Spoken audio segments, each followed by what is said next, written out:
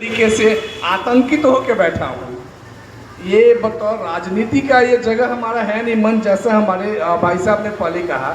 ये समस्या है कि सरकार को अगर जमीन लेनी भी थी वो हमसे एक राय तो ले, हमारी संपत्ति हमसे लेने के लिए है तो चर्चा तो हमसे करे कि भाई ऐसी चीज़ें हैं। ये इससे पहले हम लोग जानकी मंदिर के लिए यही पुनौरा ने जमीन दिया ना, कहीं कोई विवाद नहीं हुआ, कहीं कोई समस्या नहीं हुआ।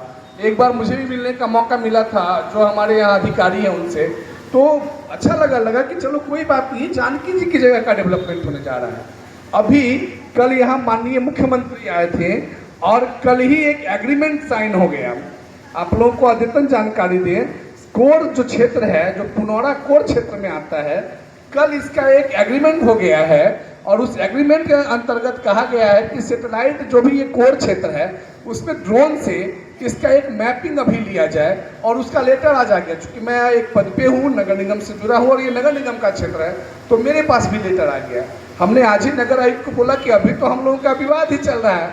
वो बोला आपका विवाद जहाँ चल रहा है उसको चलाइए, हम लोग अपना काम करेंगे। फिर काहे का लोकतंत्र, जब जनता का, जैसे चचा जी ने कहा, तो हम लोग पढ़े हैं तो उसमें है कि जनता का, जनता के लिए, जनता के द्वारा किया गया शासन लोकतंत्र है और हमारी ही चीज़ें गायब होगी। इस लोकतंत्र में लोक गायब है, बाकी सब चीज़ आ गया। जैसे गणतंत्र का गण हो गया, अब वो गणतंत्र नहीं रहा।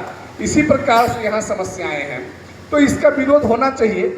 और चूंकि आशुतोष आपके साथ है और मैं रहूँगा, मेरी सारी ज़मीनें चली गई, जो ज़मीन महंगी थी अब सर्कल रेट की बात कर दिया, हमसे पूछा भी नहीं गया कि क्या करना है नहीं करना है, तो हमारा आपत्ति इस बिंदु पे वो होना चाहिए।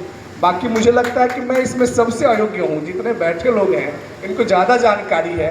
मैं तो पहली बार आज आया हूँ, तो पहली बार मुझे पूरी जानकारी नहीं है जो इससे पहले चर्चा हो रही थी, लेकिन टेक्निकली जानकारी है इस मोबाइल के द्वारा और उस उप मेयर पद के द्वारा कि आप लोगों को अच्छे से ठगने की बेहतरीन तैयारी हो रही है।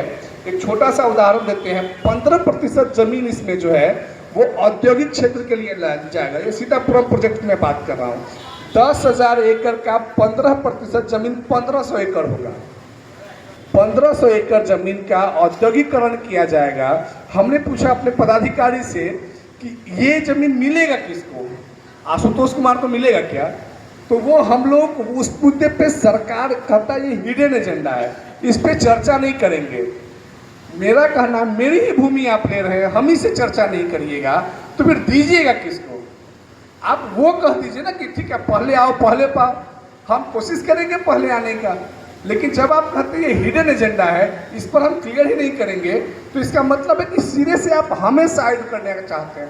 जैसे अयोध्या में आपने उडप्पी को दे दिया, वैसे आप सीतामढ़ी में किसी कृष्णा को नहीं देने जा रहे हैं, किसी प्रमोद भैया को देने नहीं जा रहे हैं, क्योंकि इनका अधिकार जबकि वहाँ ज़्यादा बनता है। आप किसी को ला करके दे दीजिएगा, मेरी ही भूमि। एक तो ये है, दूसरा आपको वो कह रहा है नगर निगम क्षेत्र में 2 गुना पैसा देगा।